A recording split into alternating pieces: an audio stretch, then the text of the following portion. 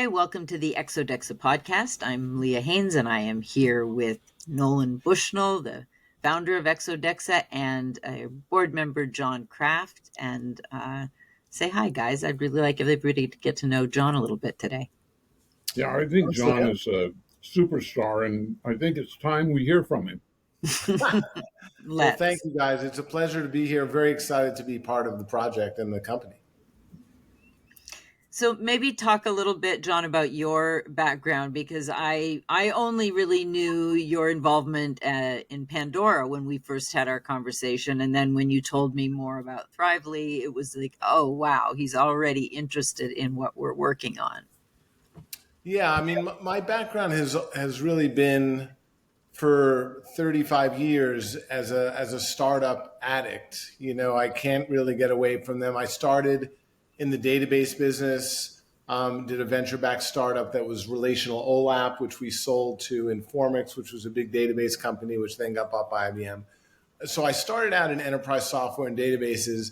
And then I started with a good friend of mine from Stanford. I started Pandora at the end of 1999 and then into 2000. And so that became a part of my life for a number of years. And then when I moved back and became a board member of Pandora, I started really engaging in the Southern California startup ecosystem and spent several years with Bill Gross at Idea Lab. We started a company together called Uber Media, which has since been acquired. And then I left and started a company called Thrively with a gentleman who I'd worked with before and who I had brought into Uber Media, Girish Venkat. And Thrively was built as a platform to help kids discover their passion in life early, but also to help kids express who they are in the classroom, and for teachers to be able to get to know who kids really are in the classroom.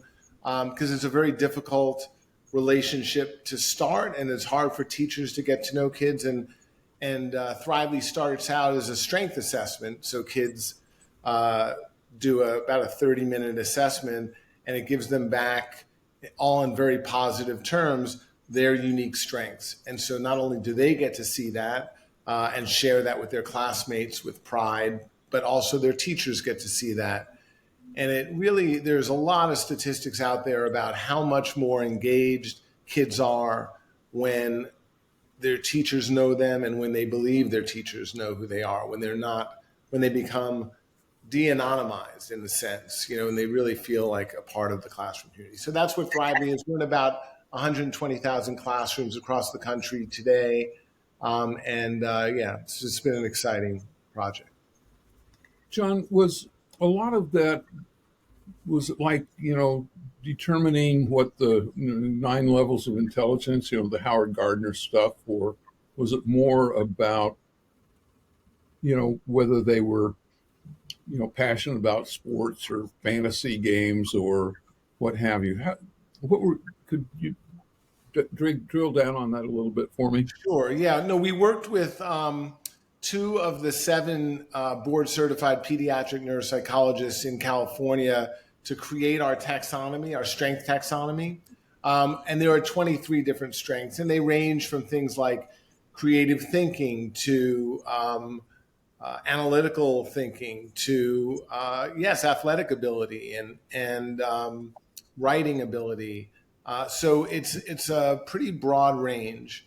And the idea is to capture sort of enough of what's unique and special about a kid that we can introduce them to things that they might be excited about that they would never have thought to try, extracurricular opportunities, even academic opportunities. That's how it started, and it's grown into this really important mechanism for identity for a kid, identifying with their strengths and having their teachers identify with their strengths.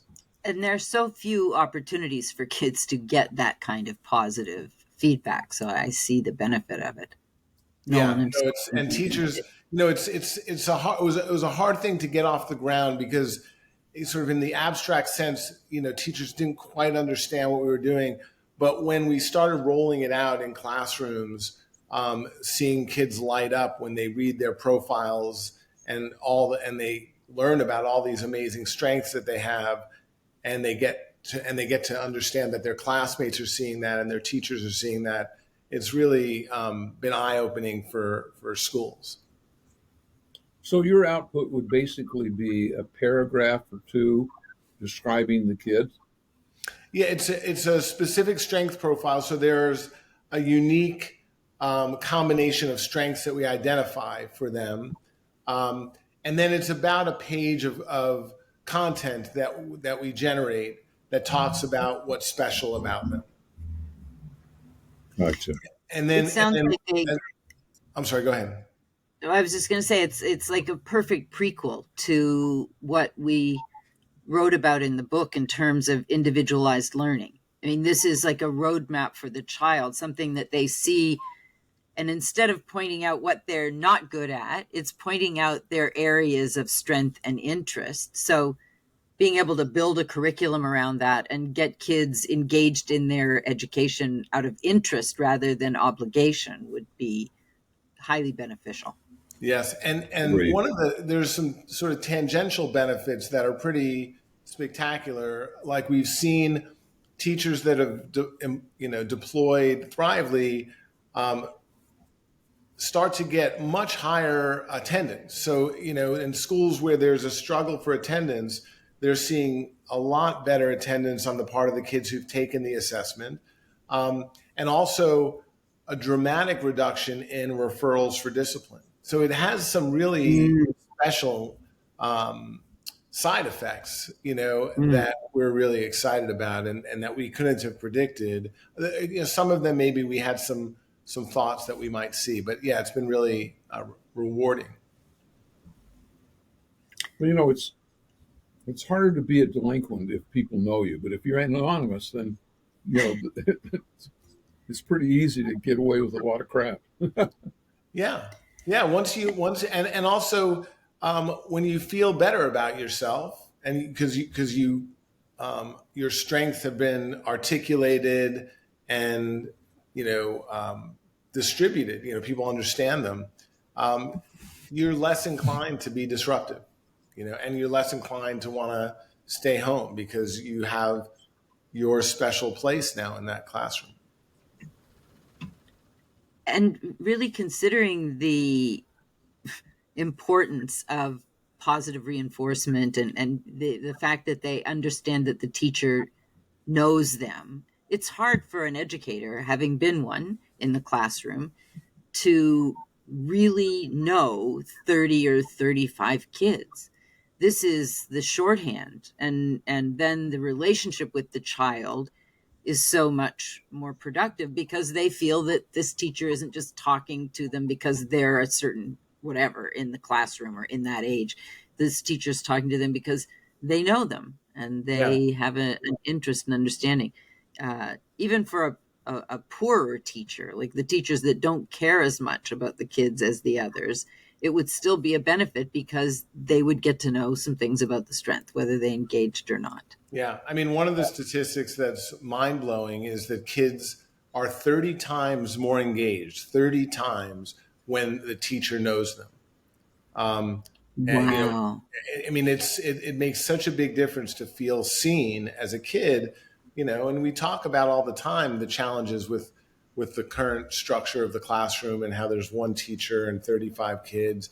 But like the specific details of what that means and how that impacts kids are so profound. And one of them is simply, you can't get to know 35 kids.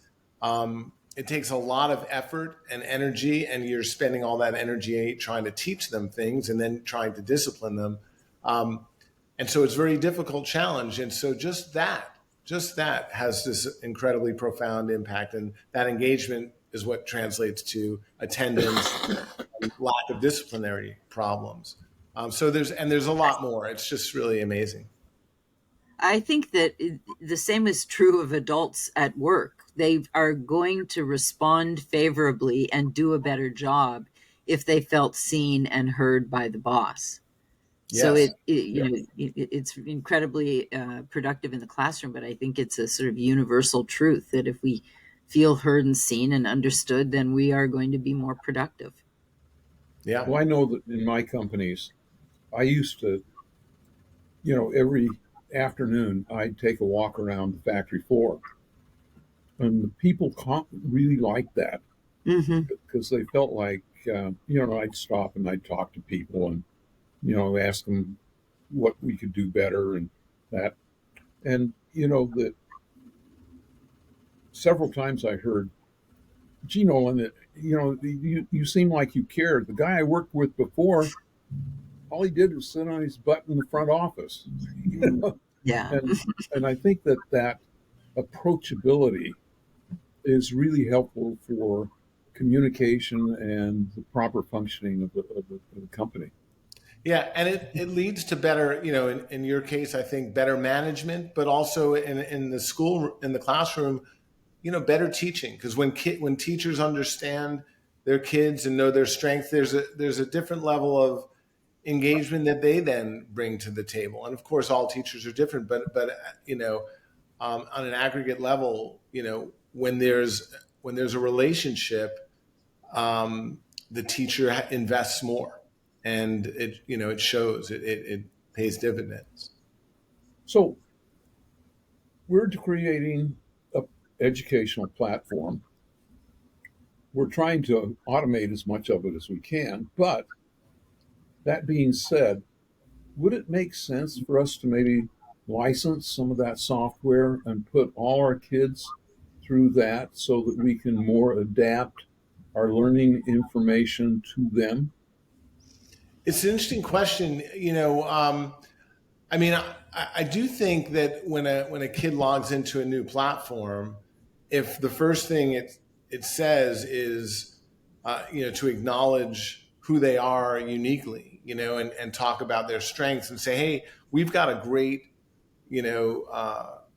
journey for you, and that we think you're going to really enjoy, in particular, maybe this path through our journey because of the interests that you've already and the strengths that you've already demonstrated. I can imagine that being pretty interesting. Yeah, I think there's some brainstorming to be done there for sure. Cool. And I Let's think think about it. later this summer, we're going to have a lunch maybe with the rest of your team at Thrively. Yeah, that would be great. They're looking forward to that for sure. And I've Well, I shared think shared with Girish your book, the book that you two collaborated on, and I just sent it the other day. So I'm sure he's going to read it. He's a very busy guy, but I know he's excited to read it. Well, I'm going to close first by saying thank you for the beautiful foreword that you wrote for the book. Nolan called me after and said, "Hey, I want to read the book now." But I want to thank anybody who's been listening and sharing this with us. And soon we'll introduce Tim Morton, who's a board member that Jon brought on. And hopefully we can get Jon to stay with us and talk about a few other topics. And I also want to say, we just saw the typeset version of the book. It looks like it came from a real set of authors.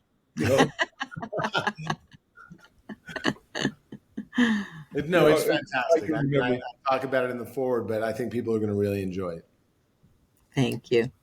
I can remember when we built the first Pongs, I looked at it and I said, boy, this looks like it came from a real company. There is Atari. Okay. Thanks, everybody. Thanks, Leah.